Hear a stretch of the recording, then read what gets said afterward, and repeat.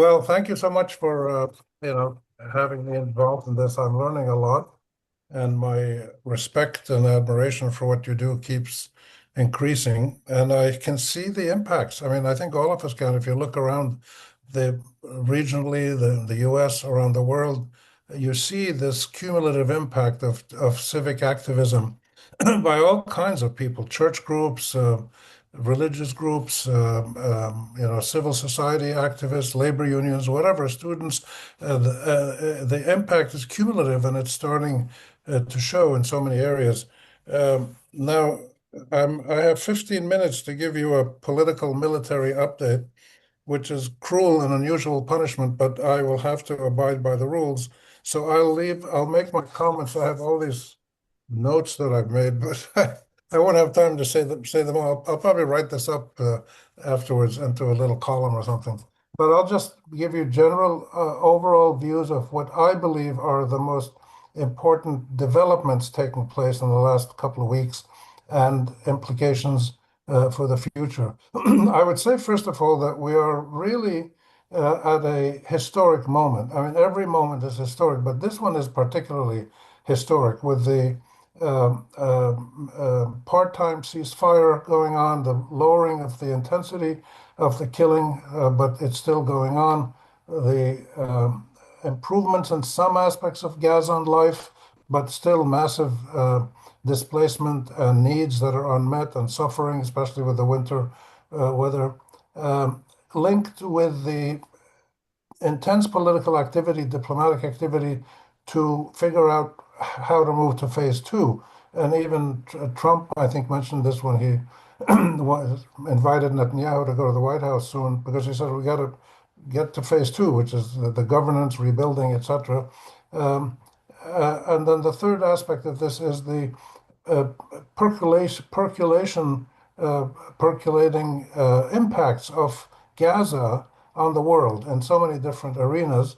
And I can only just mention headlines. And then the fourth one, which is to me the most critical and the most complex, but it's linked to all the others, which is how will the Palestinians play a role in what happens next?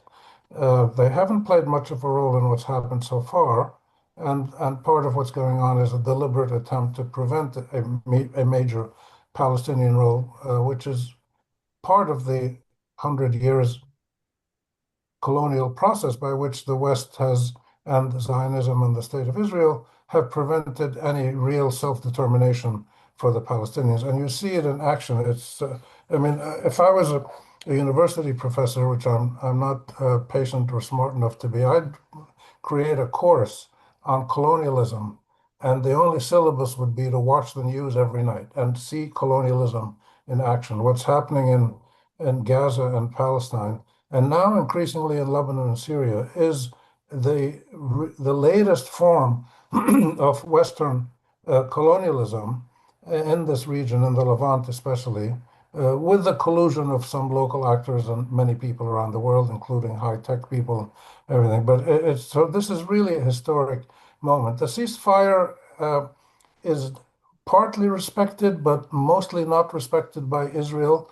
The level of killing has gone down, but it's still there. The suffering is still there. The needs of people in medicine, food, water, shelter are still largely unmet. The inflow of aid has increased, but not significantly enough to let people feel that they can resume some kind of life even without their homes being available, etc. So there's been some marginal improvement, which is just enough for the Western media and political classes to stop talking about it. And that's probably the aim of what the Israelis are doing. And we're still seeing the implementation of the ceasefire being used by Israel as a bargaining tool.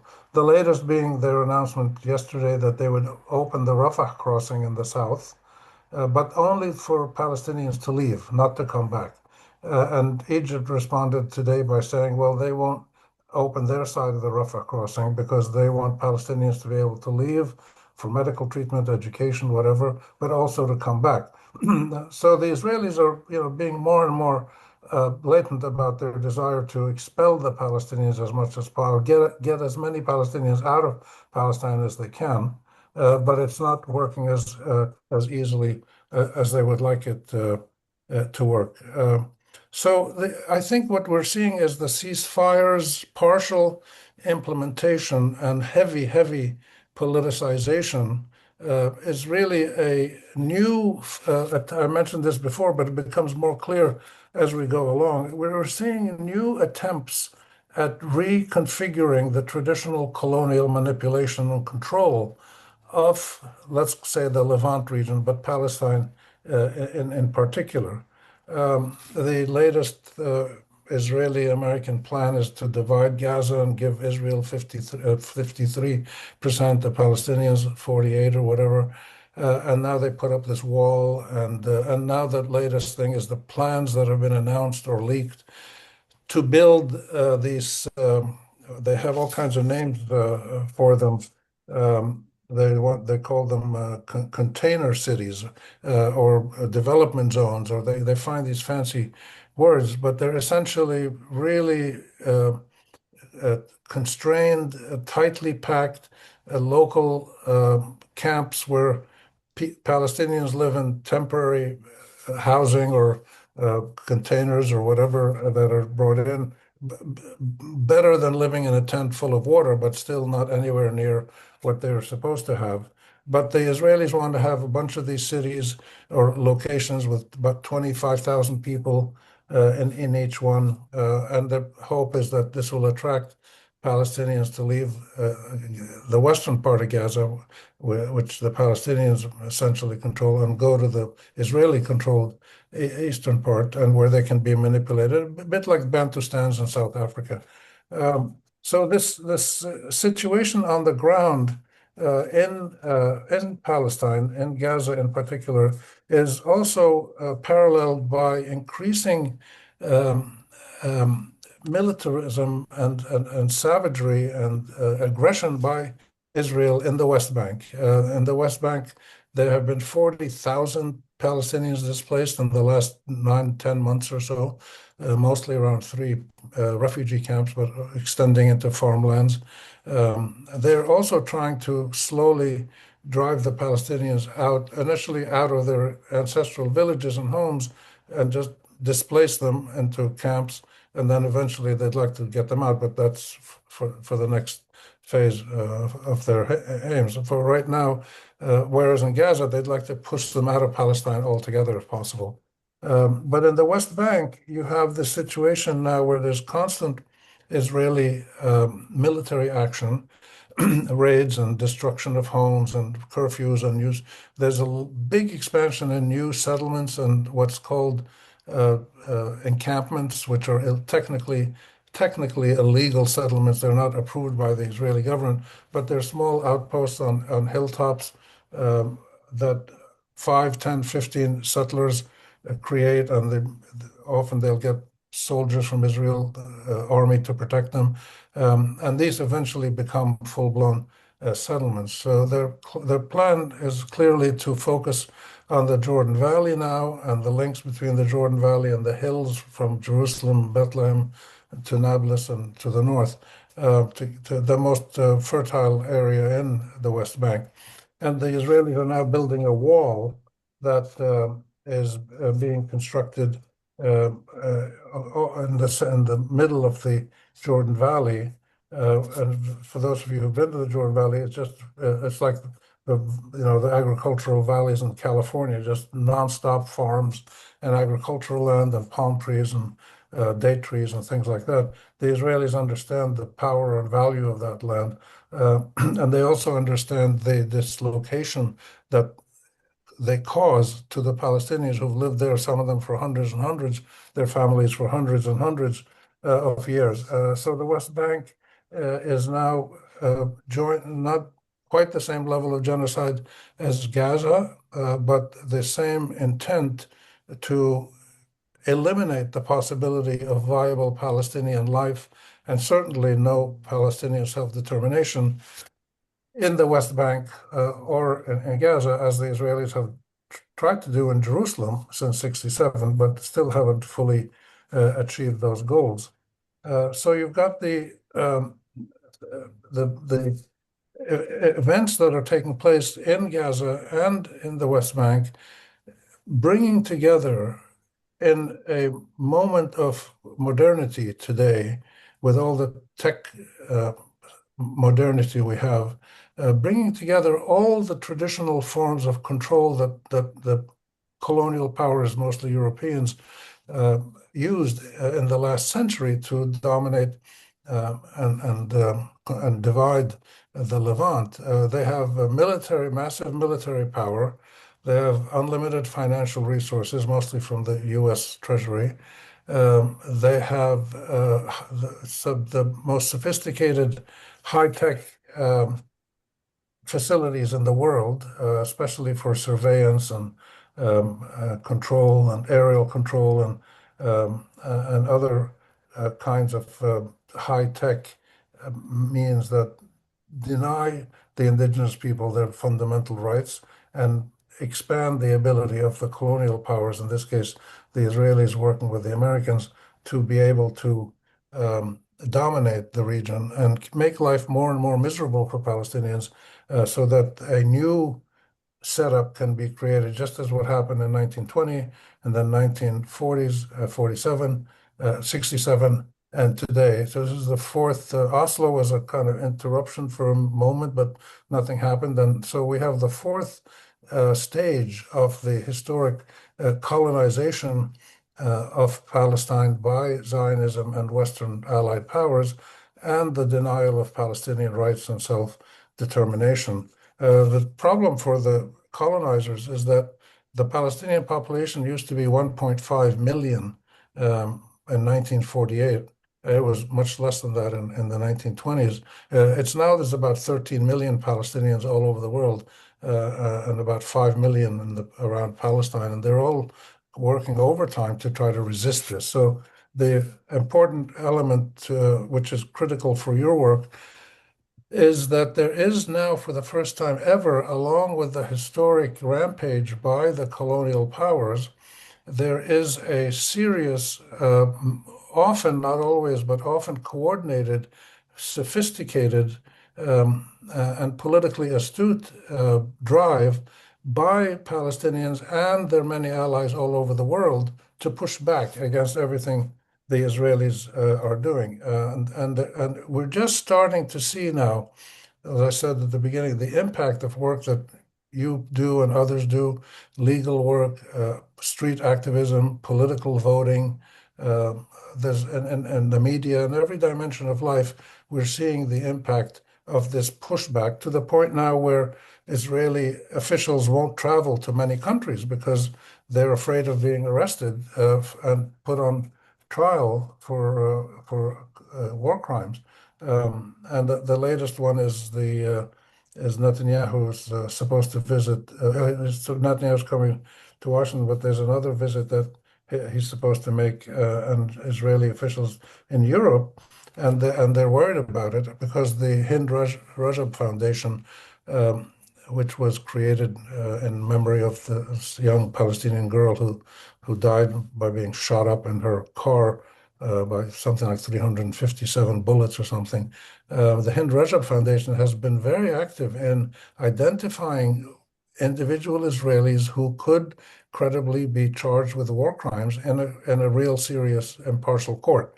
And the universal jurisdiction provision of the law in many countries allows anybody to be put on trial. So anybody who's accused of a war crime, whether it's an Israeli official or somebody else, can be put on trial in Spain or in Belgium or in England. And this is restricting the ability of some Israelis to travel. Julie, cut me off when there's 1 minute left. Okay, have I finished my time or 2 minutes? Okay, so the combination of these actions on the ground in Palestine and Gaza, with the complicity of many Western powers, and the pushback by the forces of justice all around the world, is really makes this a historic moment, because never before in the last 100 years, was there any pushback, any serious pushback by people against Western Israeli Zionist colonialism because they just couldn't match their power? The most troubling part to me is the role of artificial intelligence and high tech control means of surveillance and control and warfare and all the things that high tech can do.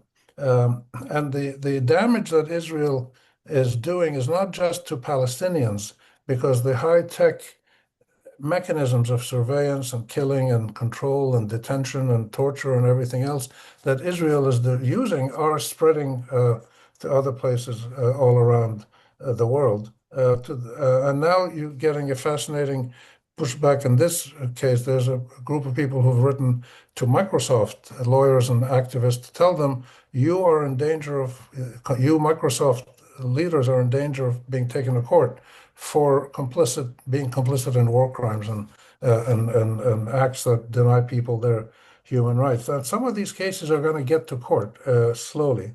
And there's a visit that Ehud Olmert and Zippy Livni want to go. They want to go to Canada, and there's a move by Canadian activists and lawyers to arrest them, take them to court there, which probably won't happen. But just the fact that this is going on is an important indicator of how times are changing. And at the last point, the critical one of who speaks for the Palestinians. The Palestinians have been absent from this political process, but they're not absent from history and they're not absent from resistance. But they have been pushed aside by the Trump Netanyahu 20-point plan in favor of trying to recreate this new colonial board of peace and whatever, all the things that they're doing. And the Palestinians are desperately working to try to bring about a more credible, comprehensive Palestinian governance system or government that represents all the Palestinians. One of the tactics that the colonial powers use is to divide and conquer. So they try to split Palestine into West Bank and Gaza, and now there's two parts of Gaza and Jerusalem and other. So there's a tremendous activity going on to re-legitimize a Palestinian national leadership that can take control of Palestinian rights and well-being. And then the last point I forgot to mention is we're seeing the Israelis with the Americans directly at their right hand, pushing this colonial control agenda into Lebanon and into Syria. The Lebanon, there's now going to be some direct talks, which had been indirect, but now will be direct between Lebanese and Israelis and Americans as part of this committee that's always existed at the border. And the Americans, Trump is now pushing the Israelis and the Syrians to meet and come up with some kind of agreement. So this is the scope of a kind of hegemonic Zionist Israeli American plan or desire to affirm their full control of the whole region, not directly occupied, but control who's in charge and what they do, using military power, using high tech, using global finance, and using the complicity of other leaders. It's much more clear now, and I think this might be useful for the next speakers in terms of, well, what do you guys do about this? What do activists around the world do? How do you fight back against this? And there's huge arenas of possibilities, but deciding where to prioritize what you do, I think, is so critical. And you know this better than anybody else because you're doing it. So I tip my hat to you in huge respect, and I'm happy to assist in any way I can. Thank Well, you.